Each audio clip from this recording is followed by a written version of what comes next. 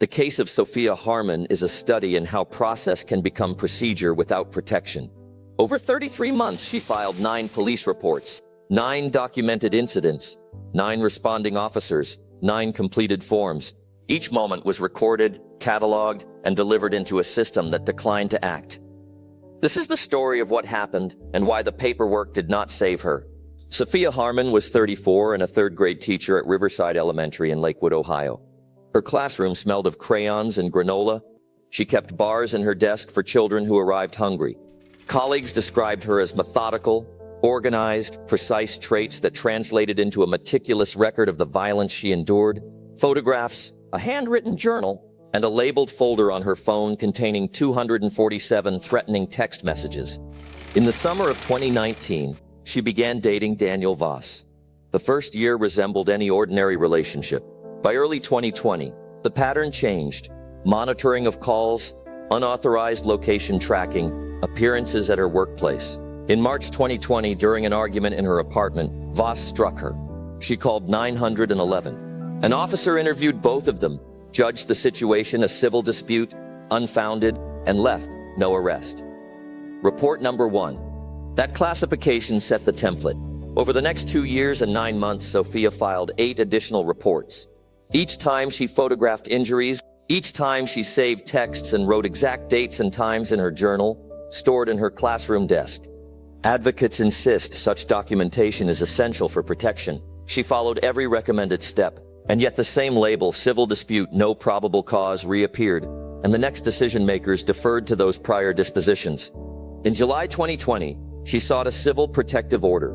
The judge denied it for insufficient evidence. She applied again in February 2021. Denied again. Prosecutors declined to pursue criminal charges, citing the incident reports that had already been classified as unfounded. The administrative trail had become a closed loop, a prior non-action used as justification for continued inaction. On 2 occasions in fall 2021, neighbors called 911 on Sophia's behalf. Officers arrived and, according to reports, found Voss calm and cooperative. They left without arresting him. A September 12th report records that Sophia stated she did not wish to pursue charges. The notation omits a critical detail. Voss was standing in the doorway when she made that statement, a presence likely to influence any victim's words. In January 2022, Sophia's sister contacted the Lakewood Police Department and requested a consolidated review of all 9 reports as evidence of a sustained pattern. She was told there was no procedural mechanism to escalate absent an active protective order. She was given a number for a victim advocacy hotline. Sophia called that hotline in February 2022. The response was a 6-week waiting list for emergency shelter placement. She called 4 more times between February and August.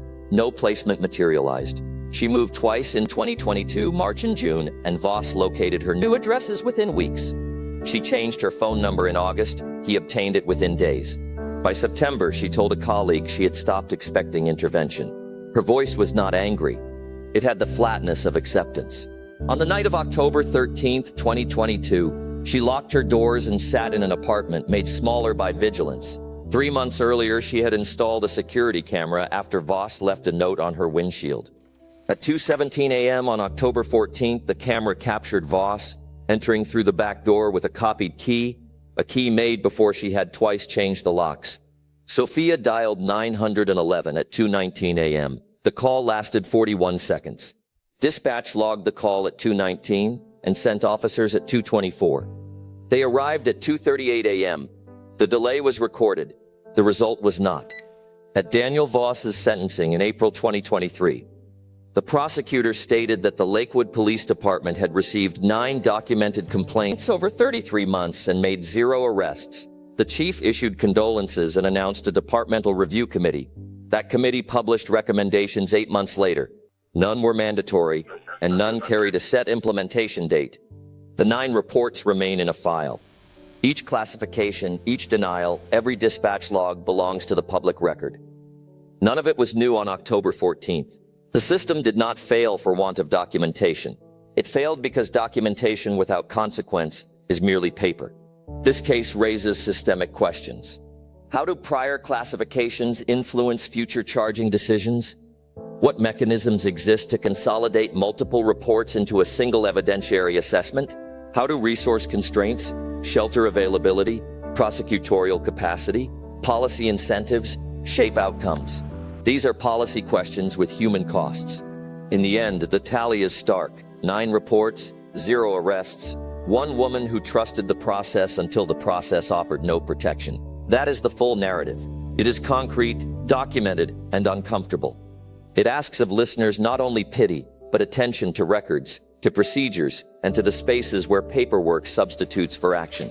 If a system will rely on victims to produce documentation, then the system must ensure that documentation leads to meaningful intervention. Otherwise, the paper trail is evidence of a failure, not of a rescue.